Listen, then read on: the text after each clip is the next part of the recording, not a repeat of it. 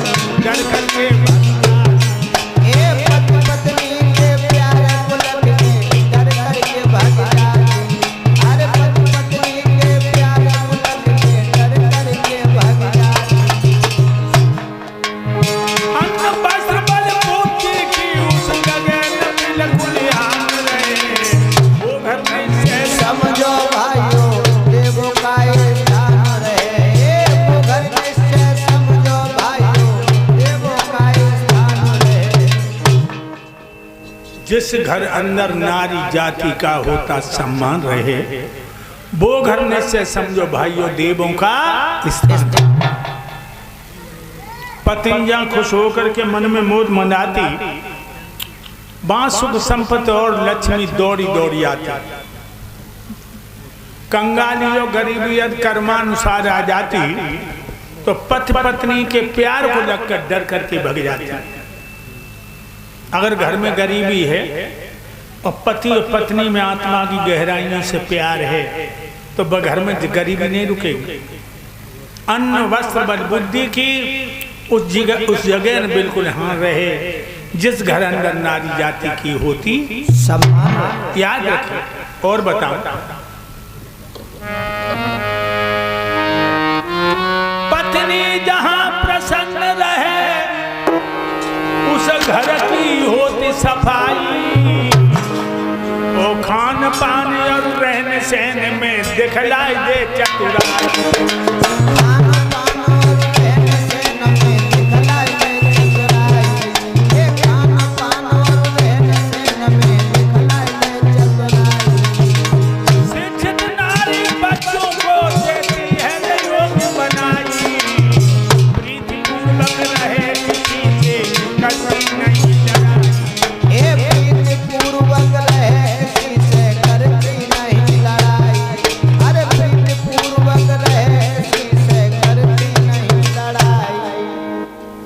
पत्नी जहां प्रसन्न रहे, वह घर की हो सफाई। खान पान और रहन सहन में दिखलाई दे चतुराई। शिक्षित नारी बच्चों को देती है योग्य बनाई।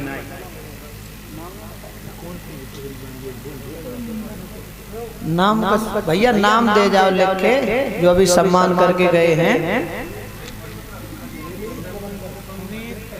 सुनील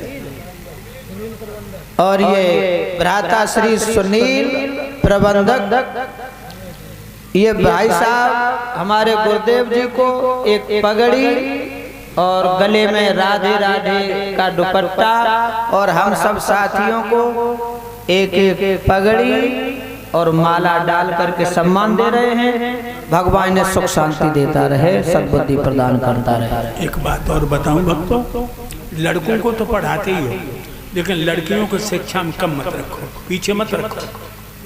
हम देख रहे हैं आज लड़कियों के साथ बड़ा पक्षपात हो रहा है।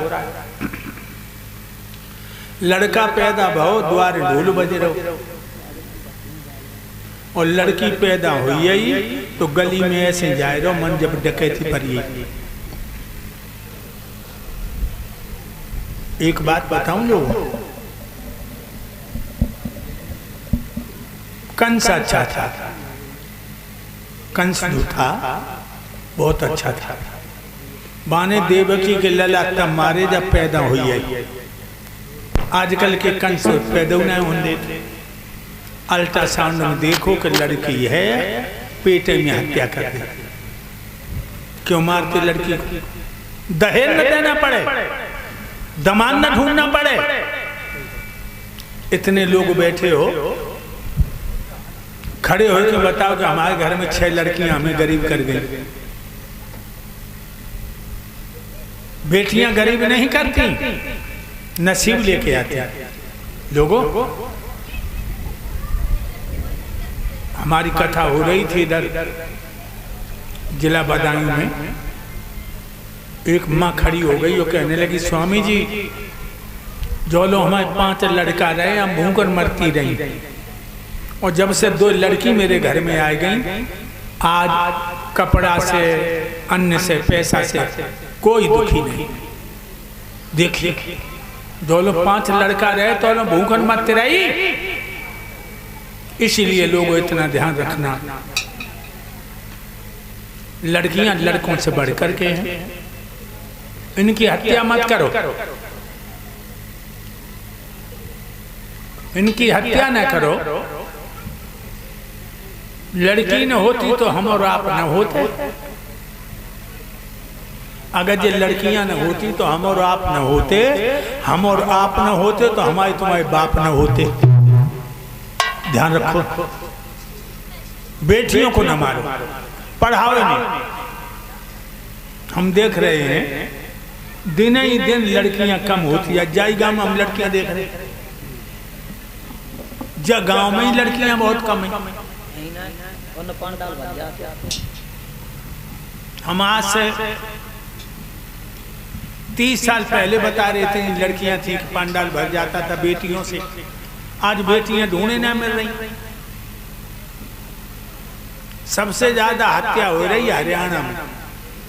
हरियाणा में 100 लड़का हैं तो 50 लड़कियां। राजस्थान में 100 लड़का हैं तो 58 लड़कियां।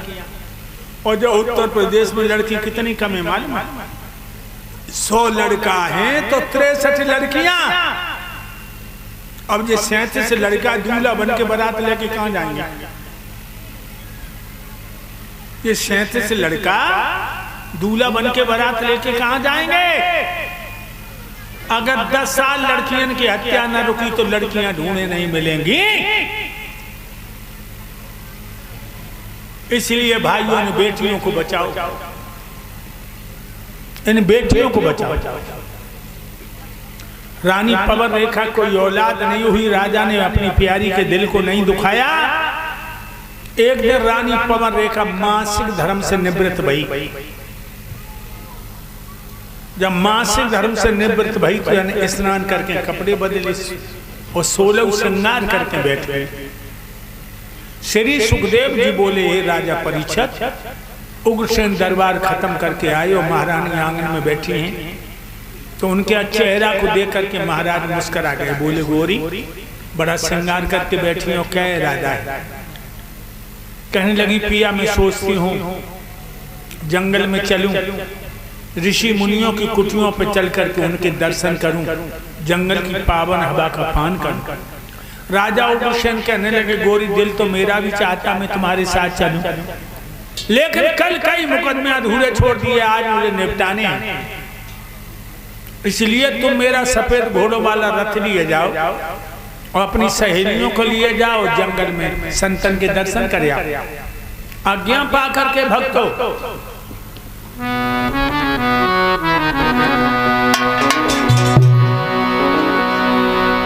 रथ में भाई सवार नार सुकुमार चली मेरे भाई, और संग सहेली संग में है सब रही अरे बतिया।